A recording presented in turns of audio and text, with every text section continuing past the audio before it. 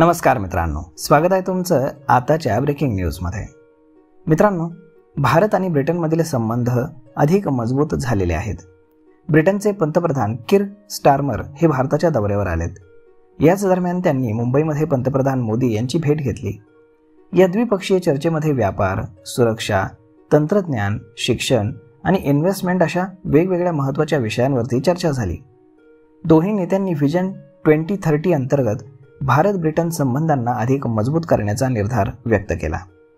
या भेटीदरम्यान दोन्ही देशांनी विस्तृत आर्थिक आणि व्यापार करारावरती स्वाक्षऱ्या केल्या।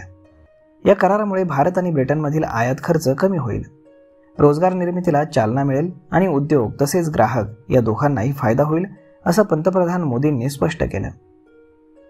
पंतप्रधान मोदी म्हणाले की ब्रिटनमधील 9 नामांकित विद्यापीठं भारतामध्ये आपलं कॅम्पस उघडणार आहेत। हे शिक्षण आणि नवोपक्रम या क्षेत्रातील भारत UK सहकार्याचं एक ऐतिहासिक पाऊल आहे। या भागीदारीमुळे भारतीय विद्यार्थ्यांना जागतिक दर्जाचं शिक्षण आपल्या देशातच मिळेल। संयुक्त निवेदनामध्ये मोदी म्हणाले की पंतप्रधान स्टारमर यांच्या नेतृत्वाखाली भारत ब्रिटन संबंधांनी एक उल्लेखनीय प्रगती केली आहे। जुलै महिन्यामध्ये माझ्या ब्रिटन दौऱ्यादरम्यान झालेला व्यापार करार हा एक ऐतिहासिक टप्पा होता।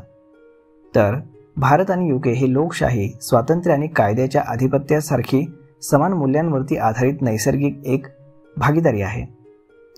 तर मग मित्रांनो, अशा पद्धतीनं मोदींनी सांगितलं की भारतातील वायुदल प्रशिक्षण आता ब्रिटनच्या रॉयल एअर इन्स्ट्रक्टर म्हणून देखील काम करणार आहेत।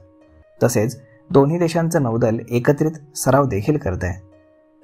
तर मग मित्रांनो, अशा पद्धतीनं आता भारतातच जागतिक दर्जाचं शिक्षण आपल्याला मिळणार आहे, कारण ब्रिटनची 9 विद्यापीठं भारतामध्ये त्यांचे कॉलेजेस काढणार आहेत।